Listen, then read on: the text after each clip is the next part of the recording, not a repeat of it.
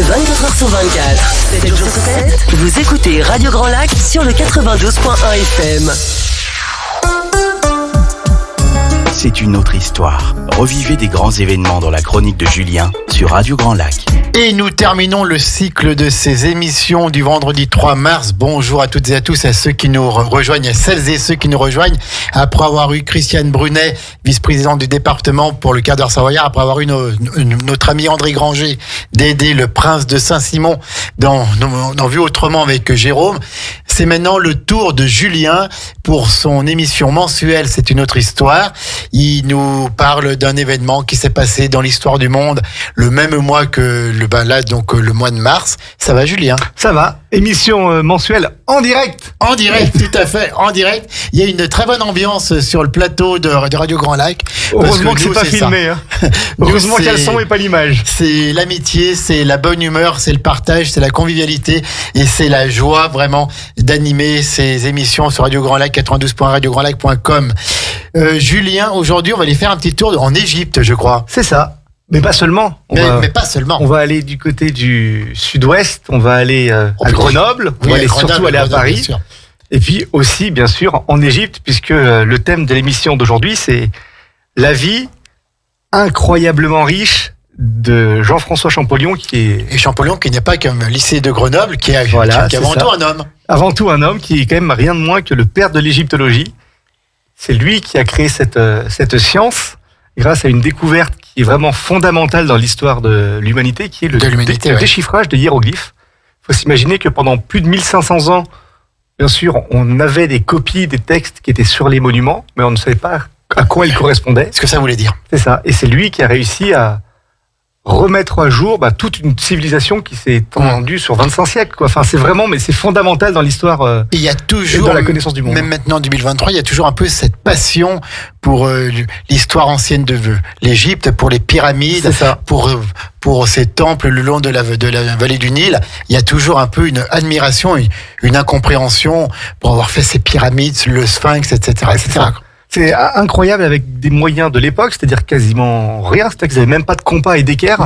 Bien sûr. Ils ont quand même réussi, donc on va dire 2000 ans avant Jésus-Christ, de faire des pyramides qui ont des angles quasiment droits, avec 4 côtés de même longueur, orientés sur les 4 points cardinaux. Les 4 points cardinaux, avec des connaissances qui étaient quand même rudimentaires. Enfin, c'est incroyable et c'est fascinant, cette civilisation.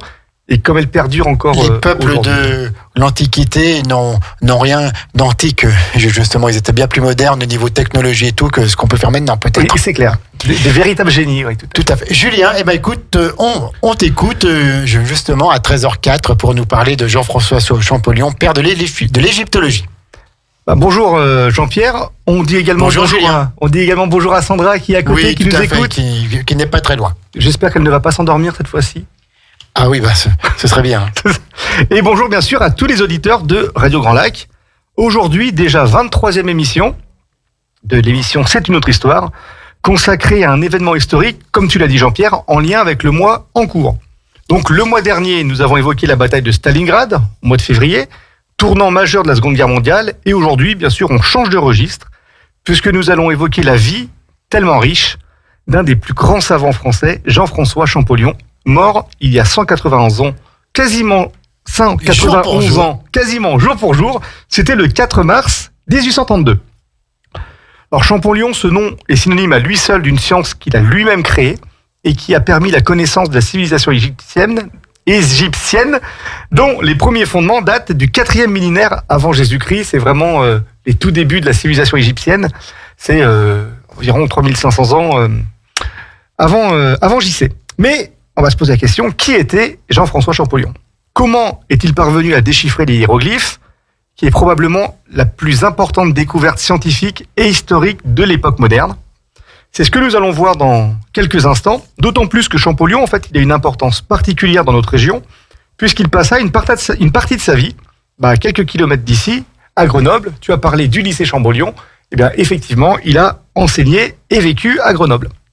Et en fait, commençons par le commencement. Jean-François Champollion naît à Figeac, dans le Lot, le 23 décembre 1790, dans une famille nombreuse, qui était en fait commun à l'époque, puisque son père Jacques et sa mère Jeanne-Françoise mirent au monde pas moins de 8 enfants. Déjà très jeune, il apparaît comme un enfant intellectuellement précoce, surtout dans les domaines du français et de la littérature, ça va pas trop nous étonner. Il a appris à lire tout seul, à l'âge de 5 ans, avec comme unique ouvrage, en fait son missel, c'est un livre religieux qui répertorie les plus importants chants liturgiques. Bref, le jeune Jean-François présente quelques prédispositions. Il est élevé surtout par son grand frère, qui s'appelle Jacques-Joseph, homme dont, on va le voir dans quelques instants, il aura une importance toute particulière pour Jean-François. À l'âge de 11 ans, en fait, sa vie va changer, puisqu'il suit son frère, Jacques-Joseph, à Grenoble. Et là, il va pouvoir assouvir sa passion, et que dis-je, c'est sa boulimie pour la lecture. Il arrive à lire des livres entiers en seulement quelques jours. C'est vraiment un passionné de littérature et de lecture. Et si un mot à cette période peut définir le jeune Jean-François Champollion, c'est la curiosité. Son frère, Jacques-Joseph, il est conscient que Jean-François n'est pas un enfant ordinaire. Et il l'emmène dans les salons de Grenoble auprès du préfet de l'Isère, qui s'appelle Jacques Fourier, par ailleurs grand mathématicien et physicien du 19e siècle. Il y a d'ailleurs, je crois, une université à Grenoble, voilà, l'université des Grenoble sciences. 1 des sciences, Joseph Fourier. D'ailleurs, alors, et je pense que c'est pas mon frère qui va me contredire, certaines de ces équations, elles sont Joseph, toujours... mais Jacques, pardon. Je me suis trompé sur le prénom de Fourier. Ah, c'est pas grave, c'est pas. Certaines de ces équations sont toujours étudiées aujourd'hui dans le domaine notamment du traitement du signal, domaine dont mon frère maîtrise tous les aspects. Le traitement du signal, ça, il maîtrise. Mais Jacques Fourier possède aussi une autre qualité aux yeux du jeune Jean-François. Il a fait partie des scientifiques qui ont eu la chance de participer à la fameuse campagne d'Égypte de 1798, au cours de laquelle il devient secrétaire de l'Institut d'Égypte. Fourier restera sur place jusqu'en 1802, et à son retour en France, il sera chargé de rédiger l'introduction du rapport sur l'expédition d'Égypte. Et d'ailleurs, qui le secondera dans sa tâche ? Eh ben, Jacques-Joseph Champollion. Vous voyez que tout se recoupe. Jean-François, qui est encore un jeune, il entre au collège de Grenoble, et force est de constater qu'il n'est pas brillant dans toutes les matières, surtout en mathématiques et en orthographe, cela peut paraître étonnant, mais il montre quand même des prédispositions incroyables dans l'apprentissage des langues, et notamment des langues anciennes. Durant ses années à l'école centrale de Grenoble, il a vraiment entre 10 et 15 ans, le grec, le latin, il aborde l'hébreu, mais également l'arabe, le syriaque. Alors le syriaque, c'est un dialecte araméen, c'est la langue de Jésus-Christ, et le chaldéen, c'est une langue qui est parlée surtout dans le sud de la Mésopotamie, dans l'Antiquité, en gros l'actuel Irak d'aujourd'hui. Donc on peut comprendre comment Jean-François Champollion est arrivé petit à petit au goût pour l'égyptologie. Mais mis à part ces cours dans lesquels Jean-François excelle, le reste de ses journées sont longues, puisque lui, ce qu'il aime, c'est l'apprentissage des langues étrangères et bien sûr des langues anciennes. En fait, si nous devions poser un diagnostic un peu moderne, Jean-François Champollion, il serait considéré aujourd'hui comme intellectuellement précoce, un peu comme les personnes qui ont des hauts potentiels intellectuels. Et en fait, on le sait, puisqu'en fait, Jean-François Champollion, à l'école, il s'ennuie ferme. Et dès le plus jeune âge, il est passionné et même habité par l'Égypte. C'est vrai qu'on arrive au début du 19e siècle, il y a une vraie égyptomania, si vous me pardonnez l'expression. Et en 1806, il a 16 ans, il adresse une lettre à ses parents qui sont à Figeac et lui il est à Grenoble, et il mentionne « Je veux faire de cette antique nation, donc l'Égypte, une étude approfondie et continuelle de tous les peuples que j'aime le mieux. Je vous avouerai qu'aucun ne balance les Égyptiens dans mon cœur. » Déjà, à l'époque, on ressent vraiment un véritable attrait pour l'Égypte antique dans le cœur de Jean-François Champollion. Peut-être que c'était déjà écrit. Oui, tout à fait, il y avait une prédisposition. C'est ça. Après les années d'études à Grenoble, donc Joseph Fourier, il arrive à lui procurer une bourse d'études. Joseph Fourier, c'est vraiment le mentor de Jean-François Champollion avec son frère, c'est vraiment une personne très importante. Et il arrive à lui procurer une bourse d'études pour qu'il puisse ensuite, étape supérieure, se rendre à Paris, la capitale, pour pouvoir améliorer ses connaissances. Alors Paris, c'est une ville qu'il n'apprécie pas, notamment du fait du climat. C'est bien plus humide qu'à Grenoble. Et bien sûr, encore, le climat est bien plus compliqué qu'à Figeac. Donc, vous savez, Figeac, c'est de l'Elote, c'est le sud-ouest. Sa ville de naissance. Mais à Paris, il va pouvoir étudier et il a quasiment un accès sans limite à un savoir unique en France. C'est vraiment à Paris qu'il va pouvoir développer sa passion. Et il peut d'ailleurs à Paris se perfectionner sa maîtrise des langues. Il se met ensuite à la quête d'apprendre une autre langue, qui est le copte, parce qu'il s'est rendu en visite à l'église Saint-Roch, et le responsable de l'église était, également le responsable de l'église copte de France, et donc il parlait cette langue, qui en fait, c'est une langue qui est quasiment morte, qui est en fait le plus vieil héritage linguistique de l'égyptien ancien, c'est la langue parlée qui se rapproche le plus de l'égyptien ancien, et donc il décide, tiens, si j'allais apprendre le copte. C'est parti. Jean-François Champollion apprend cette langue et il est vraiment passionné par cette nouvelle écriture, cette nouvelle langue. En fait, il ne sait pas encore, mais c'est l'apprentissage du copte qui va se révéler décisif dans ce qui sera l'œuvre de la vie de Champollion, bien sûr, le déchiffrage des hiéroglyphes. Et en fait, pour comprendre les enjeux de cette course aux hiéroglyphes, il faut en fait se placer dans le contexte politique de l'époque. Bien sûr, il y a toujours de la politique qui traîne dans toutes les émissions quasiment que nous faisons. L'Europe est en fait prise depuis l'expédition d'Égypte d'une véritable, comme j'avais dit tout à l'heure, égyptomania. Et Champollion, il se met en tête de vouloir déchiffrer les hiéroglyphes. Mais il n'est pas seul à vouloir concourir dans cette course. D'autres en Europe travaillent même d'arrache-pied sur les hiéroglyphes, donc dans les pays allemands, en Suède et surtout en Angleterre, avec un savant qui s'appelle Thomas Young, qui est certainement le plus grand intellectuel anglais de l'époque et qui est aussi un grand scientifique. Et Young, il a un avantage, c'est que pour parvenir à déchiffrer les hiéroglyphes, lui, il possède un atout, c'est la pierre de Rosette, qui a été envoyée à Londres au British Museum en 1802. C'est ce qu'on va voir tout à l'heure.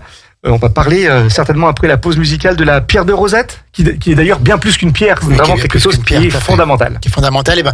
Donc on parle d'Égypte avec notre ami Julien, on va parler de la pierre de Rosette, on va parler du déchiffrage des hiéroglyphes avec Champollion, et là on se met une petite pause musicale. Julien, tu as choisi la Zara, tu t'en iras. C'est ça. Pourquoi tu as choisi ça? Parce que tu aimes bien? Oui, j'aime bien. D'accord. Elle va concourir à l'Eurovision, je trouve que c'était pas mal. Donc, Tu t'en iras pas par contre? Non, moi je reste, moi je m'accroche moi. À tout de suite. Entre lac et montagne, Radio Grand Lac, votre radio. Votre radio. C'est une autre histoire. Revivez des grands événements dans la chronique de Julien sur Radio Grand Lac. La chronique de Julien sur Radio Grand Lac, c'est une autre histoire et on parle aujourd'hui jusqu'à 14h de Champollion, de la vie de Champollion qui nous a quittés il y a quelques années, mais un 4 mars. Donc c'est ça. Donc nous sommes le 3, quasiment jour pour jour, il y a 191 ans. 191 ans. C'est à peu près. Julien, on t'écoute. Donc j'ai parlé de la pierre de Rosette, mais avant de parler de la pierre de Rosette, j'ai eu des petites précisions puisque j'ai parlé de Joseph Fourier. Alors, on m'a envoyé un petit message pour me dire qu'en fait, le théorème de Fourier, ça s'appelle la transformée de Fourier et que l'on utilise encore ce théorème dans beaucoup d'applications aujourd'hui, médicales, spatiales, défense, contrôle-metteur, etc., etc. Comme quoi, au 19e siècle, nous avions vraiment en France des savants et des scientifiques de génie. Bref, passons et parlons maintenant de cette fameuse pierre de Rosette, qui a été découverte lors de l'expédition d'Égypte. Jean-Pierre, je te le mets dans le mille, à proximité d'une ville qui s'appelle... Je n'ai pas suivi. La pierre de Rosette. On l'a découvert où? Rosette. À Rosette, voilà. À ne pas confondre avec la Rosette de Lyon. La Rosette de Lyon, tout à fait. En juillet 1799, par une personne qui s'appelle le lieutenant Bouchard, qui saisit tout de suite l'importance de cette découverte, car sur la partie grecque, il est inscrit que le texte est traduit en 3 exemplaires, en 3 langues. Donc nous avons en fait un même texte qui est traduit en 2 langues, c'est-à-dire le grec et l'égyptien, via 3 écritures. C'est un document en fait unique qui date précisément de 196 avant Jésus-Christ et qui comprend une inscription. Comment on le sait que c'est précisément de... Parce que c'est noté sur la partie grecque, voilà. Et bien en fait qui comprend une inscription en 3 langues, 3 caractères, si vous voulez. Donc, il y a bien sûr le grec, il y a les hiéroglyphes et le démotique. Mais qu'est-ce que c'est que le démotique? Eh bien, en fait, le démotique, c'est une écriture simplifiée des hiéroglyphes. Les hiéroglyphes, c'est l'écriture des scribes. C'est une écriture sacrée qui est connue des pharaons et des intellectuels de l'époque, alors qu'en fait, le démotique, C'est une écriture plus populaire, qui est accessible à un plus grand nombre, mais qui n'est pas encore, au 19e siècle, compréhensible. En fait, pour la faire courte, quand vous écrivez un texte à l'ordinateur, on peut dire que c'est compréhensible par tout le monde. Par contre, quand vous prenez ce même texte et que vous l'écrivez vous, avec votre écriture, c'est votre écriture à vous. Vous voyez ce que je veux dire ? C'est un peu la différence entre le démotique et l'hiéroglyphique. On a une écriture qui est populaire, que tout le monde peut lire, c'est le démotique, et l'hiéroglyphe, qui est une écriture un peu pour les élites, qui n'est pas accessible à tous et que donc tout le monde ne peut pas comprendre. C'est un peu comme quand vous écrivez vous à main levée sur une feuille, parfois vous écrivez mal, il n'y a que vous qui arrivez à vous relire. C'est un peu ça le hiéroglyphe. Le démotique, c'est en fait une évolution. C'est un égyptien qui est un peu plus simple, qu'on appelle le hiératique. Donc en fait, vous avez pour l'égyptien 3 types d'écriture, donc le hiéroglyphe, le hiératique et ensuite le démotique. Donc en fait, on a pour la même langue 3 écritures différentes, et donc pour Champollion, vous comprenez que la tâche, elle est donc immense.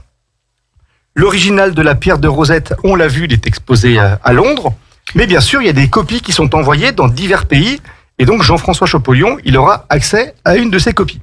La difficulté, c'est que, en fait, le texte de la pierre de Rosette, il est, calqué. Vous voyez, donc en fait, on a pris une grande feuille, on a pris un stylo, et on a gratté comme ça le papier, et en fait, vous voyez les textes qui sont un peu en relief sur cette feuille.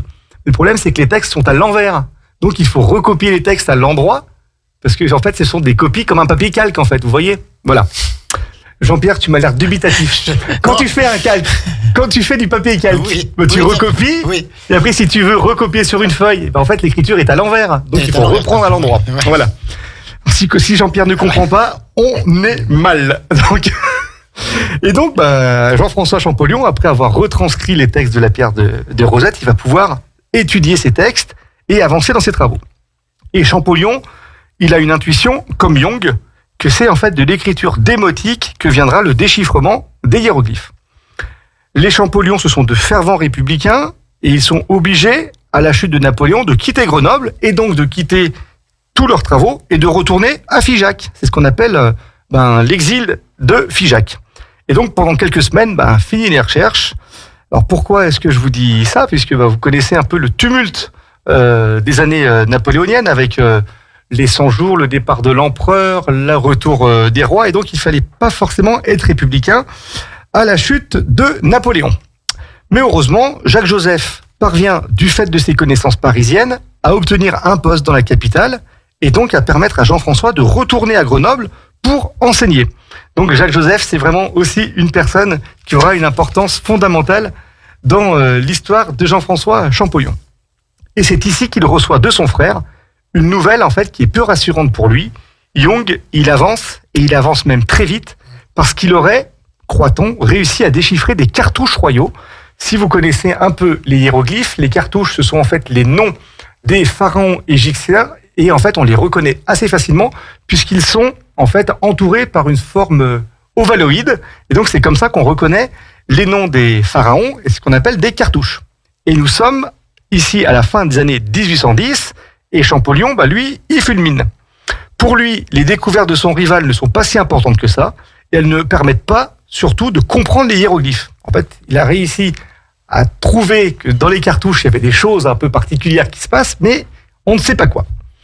En 1821, il y a des révoltes royalistes qui éclatent, et Champollion, qu'on appelle même Champo-Léon, en l'honneur de Napoléon, parce que c'est vraiment des bonapartistes convaincus, il se retrouve sans la possibilité d'exercer. Et donc, ses travaux, encore une fois, prennent des mois et des mois de retard.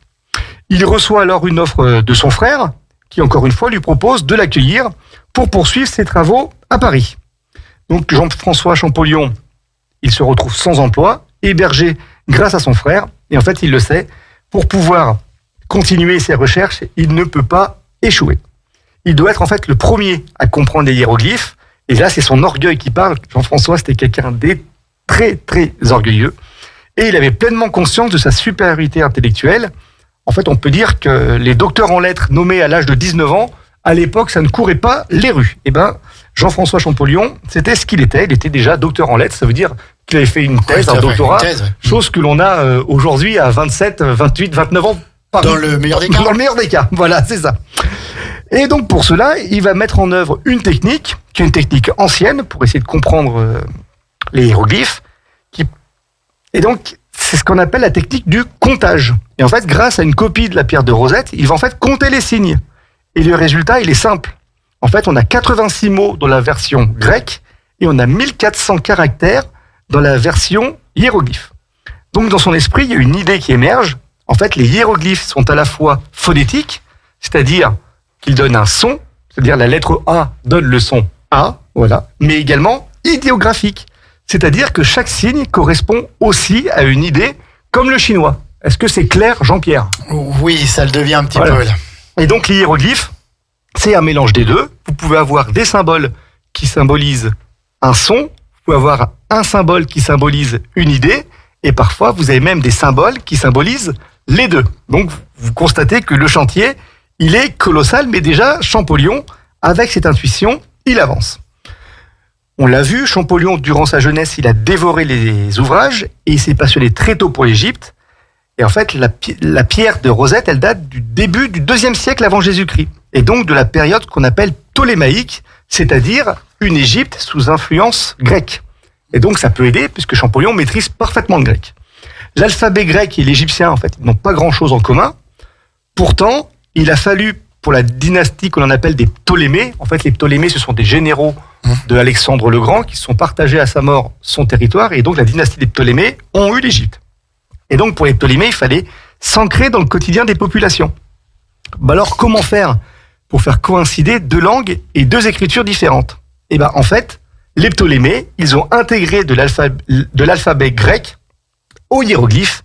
Et donc, pour Champollion, la solution, elle est là. Il faut trouver des correspondances grecques et égyptiennes. À travers quoi ? Bah, bien sûr, les noms des souverains. Puisque Ptolémée, que ce soit en grec ou en égyptien, se prononcera toujours Ptolémée. Moi, c'est Julien. Bah, Ah oui. que ce soit en français, en anglais, en chinois, on m'appellera toujours Julien. Bah, pareil pour toi, Jean-Pierre. Hein. D'accord. On va pas t'appeler Juan Pedro en Espagne. Tu t'appelleras toujours Jean-Pierre. D'accord. Voilà. Et donc, il sait que les noms des souverains, ils sont mis en évidence dans ce que l'on a vu, les formes ovaloïdes, qu'on appelle les cartouches. Alors, il débute ses recherches les plus simples, les recherches phonétiques. Et dans un cartouche, il compte le nombre de signes. Alors, ici, 7. Et il cherche des correspondances avec l'écriture grecque. Et tout à coup, il a un éclair de génie. Il y a bien un souverain égyptien d'origine grecque qui comporte 7 lettres. Ptolémée. Et ça y est, il est franchi déjà un pas incroyable. Et il commence à déchiffrer des cartouches des souverains de la dynastie des Ptolémées. Ça y est, c'est possible. Et ben, il l'a vu, il a réussi à déchiffrer donc les noms de Ptolémée, de la plus célèbre des reines d'Égypte, Cléopâtre, qu'il a également sur un cartouche, mais le secret des hiéroglyphes, il n'est pas percé pour autant. Parce qu'il faut parvenir maintenant à déchiffrer l'écriture égyptienne et non l'écriture grecque. Pour cela, en fait, il ne va pas avoir besoin de la pierre de Rosette, mais de copies de dessins qui figurent sur le temple d'Abou Simbel, qui est très, très antérieur à la période grecque. On parle de plusieurs centaines, voire de milliers d'années antérieures. Donc là, s'il arrive à déchiffrer un cartouche ou un symbole de ce temple, il le sait, il arrivera à déchiffrer les hiéroglyphes puisqu'il n'y a rien de commun entre le temple d'Abou Simbel et le grec. Champollion, comme on l'a vu, il maîtrise le copte. Et il sait que la forme circulaire correspond au soleil, c'est logique, hein, un cercle égale le soleil, et que le soleil, en copte, ça se prononce Ra. Donc il trouve un cartouche avec ce symbole. Et il voit la chose suivante. Un soleil, une forme qui rappelle la forme d'un trident, et une double crosse qu'il a déjà déchiffrée dans le cartouche de Ptolémée. Parce que je vous ai dit qu'en grec, Ptolémée, c'est Ptolmys. Oui. Et il voit un peu ce symbole à la fin de Ptolmys, et pense que ça correspond au son S. Il comprend qu'il y a un Ra, il voit un S, Ra, S, et si c'était Ramsès. En même temps que le nom du pharaon, il décrypte aussi la signification de Ramsès. Ré, c'est-à-dire le dieu Ré, l'a mis au monde. Et ben ça y est, ça concorde. Il commence à être conscient qu'il est vraiment à 2 pas de franchir une découverte fondamentale. Nous sommes le 27 septembre 1822 et là, il a franchi une étape décisive. Et bien sûr, il a une intuition, il a réussi à déchiffrer le cartouche de Ramsès, Mais il faut bien sûr maintenant qu'il applique à d'autres cartouches sa théorie. Et c'est ce que nous allons voir maintenant. C'est ça. Après une pause la pause musicale. On ne s'en va pas parce que c'est passionnant vraiment cette histoire sur Champollion. Et c'est avec Julien, c'est une autre histoire. C'est dans le Grand Bain de la vie locale. À tout de suite. À Aix-les-Bains et autour du lac du Bourget, Radio Grand Lac, la radio de l'identité locale.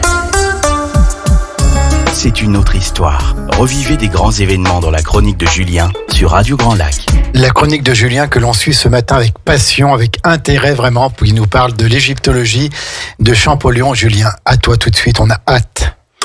Donc on l'a vu avant la pause musicale, nous sommes le 27 septembre 1822. Et donc c'est vraiment un jour historique pour les sciences, pas seulement françaises, mais également pour l'histoire des sciences, puisque une étape a été franchie dans le déchiffrage des hiéroglyphes. Et donc, Champollion, il doit essayer de vérifier sa théorie. Et donc, il est dans son appartement parisien. Champollion, il sent qu'il a quelque chose entre les mains, qu'il a fait une grande avancée. Il trépigne et maintenant, il s'attaque à un nouveau cartouche qui contient, bien sûr, d'autres signes qu'il connaît. Donc, on a encore le trident et la crosse que l'on a déjà vu dans le cartouche de Ramsès. Et il voit, dans un nouveau cartouche, le dessin d'un ibis. Et l'ibis, dans l'Égypte ancienne, ça représente la divinité Thoth. Il essaie de mettre en place ses idées. Thoth, le M de Ramsès, le S de Ptolémée, Thothmosis. Et bien, ça y est, c'est fait. Les hiéroglyphes sont déchiffrés. On peut imaginer maintenant son impatience. Il doit impérativement faire part de sa découverte à qui ? Eh bien, à son frère. Et donc, il quitte en trombe son appartement et il parcourt les quelques rues qui le séparent de Jacques-Joseph. Jean-François arrive devant l'appartement de son frère, il monte les escaliers, et il entre brusquement dans le bureau de son aîné et il crie « Je tiens l'affaire » en jetant les feuilles au sol. Et il n'y a pas que les feuilles qui tombent au sol. Il y a aussi Jean-François Champollion qui en fait s'évanouit, il est submergé par l'émotion. L'un des plus grands mystères de l'humanité vient d'être solutionné. Et maintenant, une solution entière qui a marqué l'histoire du monde peut à présent être découverte et étudiée par les historiens. Cette découverte, elle est majeure. Mais avant tout, il faut la faire valider par les instances scientifiques. Une fois remis sur pied, Jean-François Champollion et de son frère, ils mettent par écrit les principaux axes de la théorie de Jean-François. Dans la fameuse lettre à Monsieur Dacier, secrétaire perpétuel de l'Académie royale des inscriptions et belles-lettres. Cette lettre, elle est toujours visible et vous pouvez même la voir en ligne. Le 27 septembre, donc, la salle, elle est comble pour participer à l'exposé. Pardon, nous sommes le 27 octobre.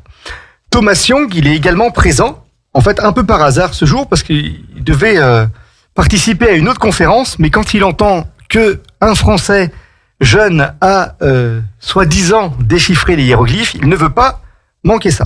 Et donc, il fait part, devant l'Académie royale des inscriptions et belles-lettres, de sa théorie. Et donc, il expose sa théorie, il apporte des preuves pendant plusieurs heures, et il fait sensation. C'est officiel, Jean-François Champollion devient alors ce que l'on appelle le déchiffreur. Il ne lui reste plus alors qu'une chose à accomplir. Vérifier sur place, bien sûr en Égypte sa théorie, mais en fait rien ne se passe. Alors pourquoi rien ne se passe ? Peut-être parce qu'il paye son passé bonapartiste. Et en lieu et place de l'Égypte, c'est dans la péninsule italienne qu'il trouvera de nombreux documents sur lesquels travailler. En 1824, il passa 9 mois dans les pays de Savoie, à Turin, au tout nouveau musée des antiquités égyptiennes, pour déchiffrer des hiéroglyphes et cataloguer les collections. En 1826, il est nommé par le roi Charles X conservateur des collections égyptiennes du musée du Louvre. Jean-François, il organise la collection comme dans un musée moderne. Les pièces, elles sont numérotées et les visiteurs, ils peuvent, pour seulement quelques francs, acheter un livret qui décrit chacune des pièces en quelques lignes. Il s'évertue à compléter la collection égyptienne en restant à l'affût des navires marchands qui exportent d'Égypte des papyrus, des sculptures et des trésors divers. On peut même appeler limite un pillage. Et en fait, Jean-François Champollion, tout semble lui sourire. Mais en fait, il garde en lui un regret amer. C'est celui de n'avoir jamais foulé le sol égyptien. Et donc, ne pas avoir la possibilité de contempler les temples et les tombeaux des pharaons.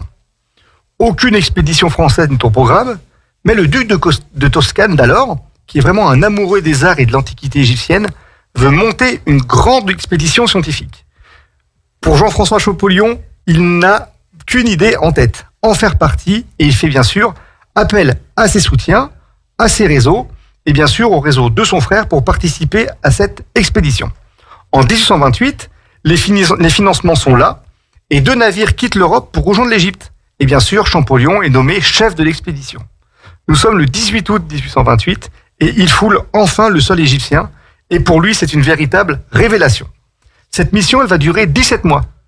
Et durant tout ce temps, il va étudier les hiéroglyphes, refaire la généalogie des pharaons, retracer l'histoire des dynasties, et en apprendre comme aucun autre sur les traditions, les cultes égyptiens. Il fonde d'ailleurs une science qui s'appelle l'égyptologie. C'est le fondateur de cette science qui est maintenant connue de par le monde. Il va lire, déchiffrer, recopier autant qu'il le pourra, et il étudiera des hiéroglyphes des temples de Thèbes, d'Abou Simbel, qu'on a récemment découvert. Vous vous souvenez, c'est grâce aux hiéroglyphes d'Abou Simbel qu'il a réussi à déchiffrer les hiéroglyphes, et bien sûr de la vallée des rois. Quand je vous prononce ces noms, vous pensez bien sûr à des lieux mythiques. Il peut étudier plus d'une dizaine de bâtiments, et c'est maintenant une certitude, Champollion a trouvé la clé des hiéroglyphes, il vérifie sa théorie sur place, et toute sa théorie se confirme. Il décrit dans des lettres envoyées à son frère l'ensemble des découvertes, et en Égypte, il est pleinement épanoui. On parle parfois de Champollion l'Égyptien. Et il accomplit à seulement 38 ans l'œuvre de sa vie. Mais le temps, il passe vite, et Champollion, il a une santé fragile et il s'épuise à la tâche. Avec plus d'1 année et demie en Égypte, il rentre en France et devient membre de l'Académie des inscriptions et belles-lettres, et il obtient la première chaire d'antiquité égyptienne au Collège de France. Son travail fait en fait référence dans l'Europe entière. Mais les soucis de santé s'accentuent pour Jean-François, les crises de gouttes s'enchaînent, vous savez, ce sont des problèmes au niveau des pieds, et les quintes de toux sont de plus en plus violentes. Visiblement, il a la tuberculose. En fait, c'est une maladie fatale et très répandue au 19e siècle, et il est touché par ce mal qui est à l'époque incurable. Nous sommes à la fin de l'année 1831, et Champollion, trop malade, ne peut plus assurer ses cours, et il reste alité dans son appartement parisien. Nous sommes au début de l'année 1832, Champollion le sent, il le sait, ses jours sont comptés. Conscient que son état ne lui permet plus de travailler sur la civilisation égyptienne, en fait, il se met à déprimer. Un témoignage nous indique qu'un jour, il ragea, il se tapa le front et il déclara « Il y a encore tant de choses là-dedans. Il y a tant de choses dans sa tête, de choses à explorer. » Il tombe dans une sorte de coma à la fin du mois de février. Il est entouré de ses proches, de sa femme Rosine, de sa fille Zoraïde, née en 1824. On reconnaît également dans le prénom de sa fille un peu une consonance orientale. Et bien sûr de son frère Jacques-Joseph. Nous sommes le 2 mars 1832. C'est la fin. Jean-François, dans un dernier sursaut, ouvre les yeux et fixe les œuvres égyptiennes qui ornent son appartement, et il va s'éteindre quelques jours plus tard. Durant sa vie, il déclara « Je suis tout à l'Égypte et elle est tout pour moi ». Cette citation, elle symbolise parfaitement Champollion, qui s'est entièrement donné à l'Égypte. Avec sa mort, disparaît celui que l'on appelle le déchiffreur, celui qui donna de la vie et du sens aux hiéroglyphes, et qui permet au monde de connaître une civilisation disparue depuis plus de 1500 ans. L'apport de Champollion dans l'histoire des sciences, il est vraiment fondamental. Après sa mort, il est enterré au cimetière du Père-Lachaise, non loin, c'est ce qu'il souhaitait, de la tombe de son ami Joseph Fourier, à qui il doit tant. À qui il doit tant, il a souhaité être enterré à côté de son ami.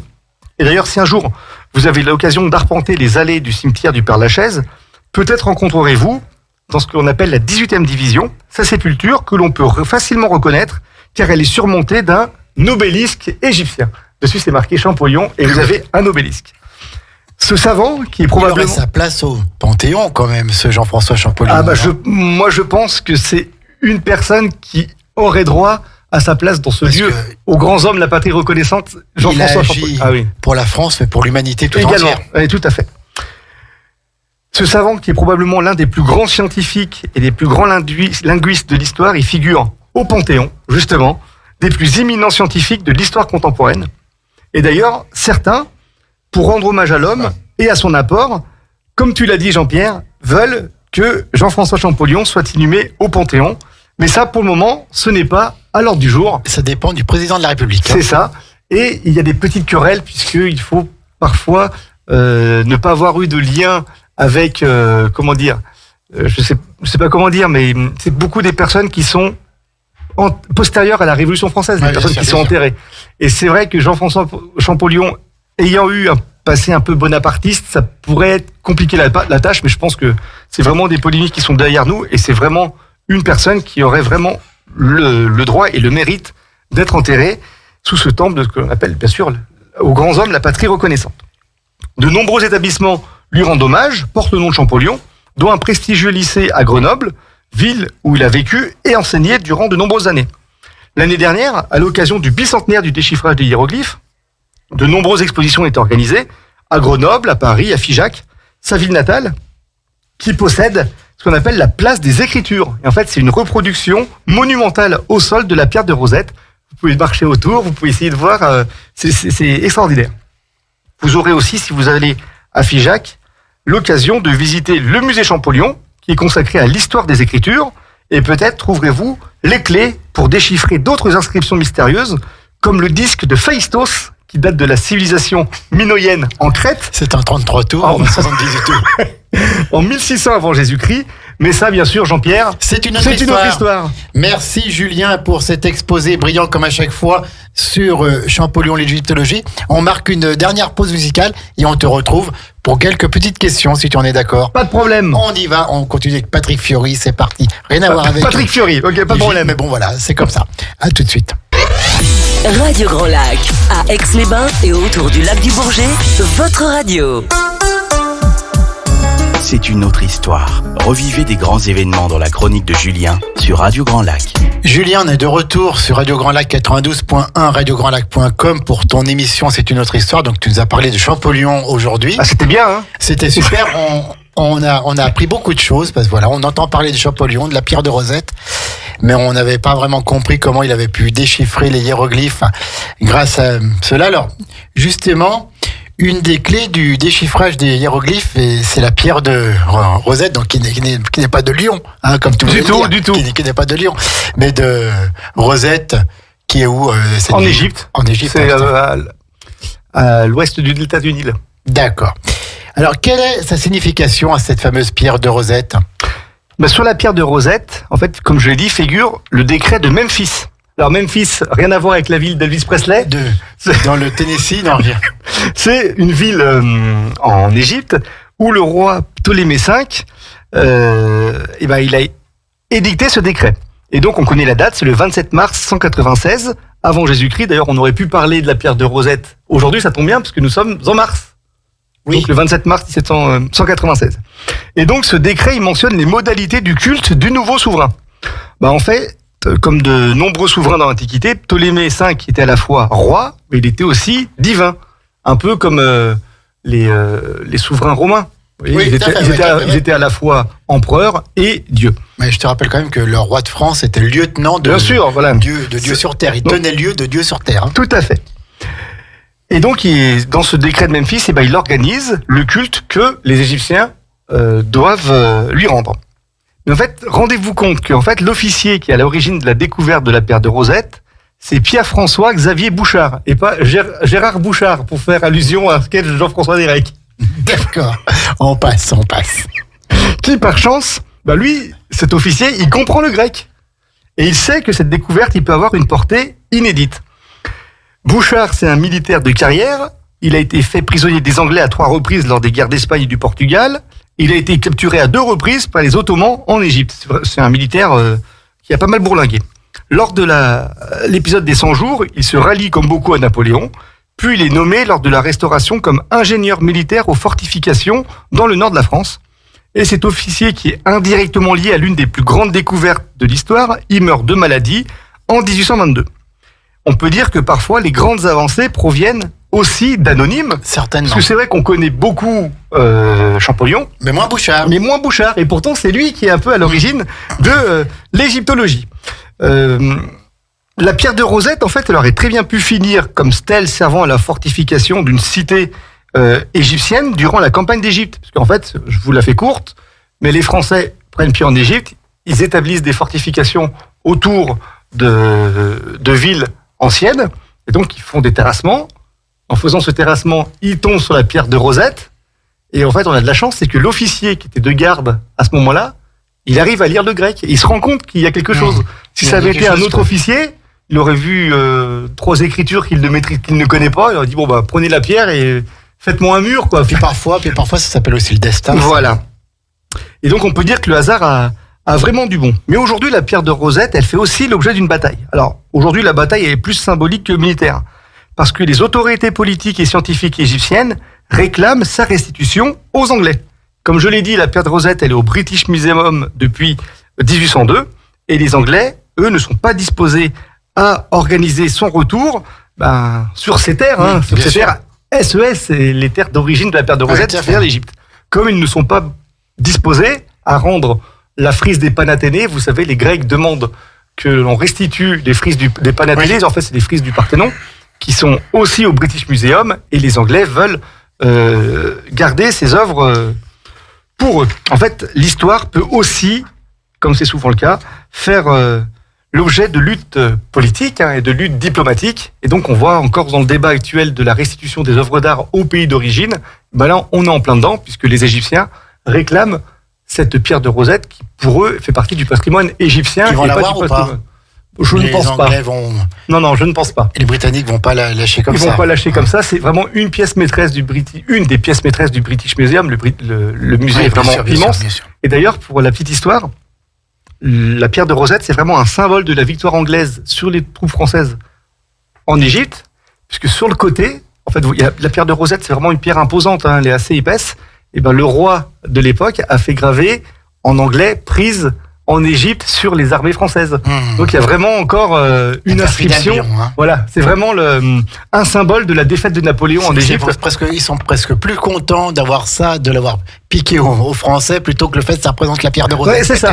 Et d'ailleurs, les Français tenaient tellement à la pierre de Rosette que quand l'expédition d'Égypte a pris fin, donc quand les Anglais ont repris pied en Égypte, ils ont entre guillemets capturé, ils se sont emparés des scientifiques. Et en fait, c'était simple, c'était soit les scientifiques donnaient l'ensemble de leurs travaux aux Anglais, d'accord ?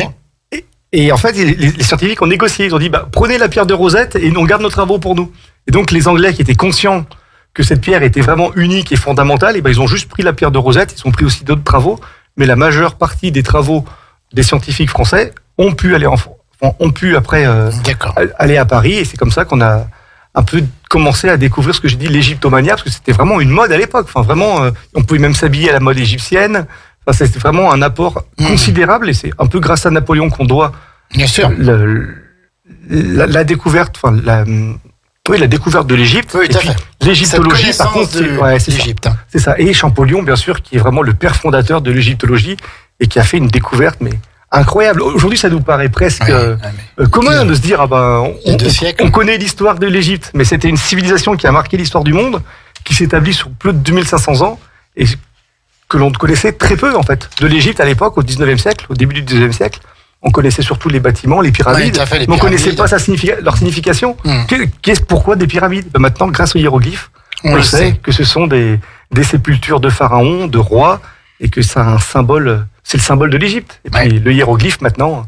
Si vous avez l'occasion d'aller à Turin, n'hésitez pas à visiter le musée d'égyptologie de Turin, qui est magnifique, adapté aussi aux enfants. Il est vraiment exceptionnel. Vraiment, moi j'y ai passé une demi-journée avec ma femme.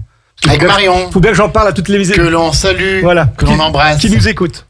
Et donc le 14 avril, nous allons aller dans la littérature française avec Cyrano de Bergerac. Tu vas nous faire la tirade des nez, je pense. Tout à fait. Et puis Roxane sera là, puis plein d'autres. Bien sûr. Alors, on va dire que Roxane, c'est Sandra. Oui, voilà. Moi, je fais Christian de Neuvillette, et puis toi, tu feras Cyrano de Bergerac, Jean-Pierre. Il n'y a pas de souci, je me fais pousser le nez. Regarde-moi bien, mon cher, et dis quelle espérance pourrait bien me laisser cette protubérance. Et toute la tirade, on va pas commencer maintenant. À 13h56, on travaille pour le mois prochain. 14 avril, le retour de Julien. À 13h. À 13h. On va parler, bien sûr. C'est une autre histoire. On va parler d'Edmond Rostand, mais bien sûr de ce qui est probablement la pièce de théâtre française la plus connue au monde. Et la plus jouée. La plus jouée, c'est Cyrano de Bergerac. On va parler de pourquoi cette pièce, pourquoi à ce moment-là, pourquoi est-ce qu'il l'a écrite, parce qu'il y a un contexte politique derrière Cyrano de Bergerac, et en fait, Cyrano, c'est c'est une figure de la France. En fait, c'est le panache français. Voilà, c'est le panache. Et on est en pleine période de. En fait, on a perdu la guerre franco-prussienne. 1870. Voilà, et donc il faut qu'on trouve une personnification de la France qui, malgré la défaite, en fait, c'est ça, Cyrano de Bergerac. C'est une personne qui ne transige pas malgré la défaite, et c'est probablement l'une des plus belles pièces qui a été écrite et qui est encore qui a fait l'objet d'adaptations cinématographiques. On se souvient très bien de Gérard Depardieu. de Gérard Depardieu, qui est exceptionnel dans le film de 1990 de Jean-Paul Rampeau, qui est le film le plus récompensé au César, qui a même été nommé aux Oscars.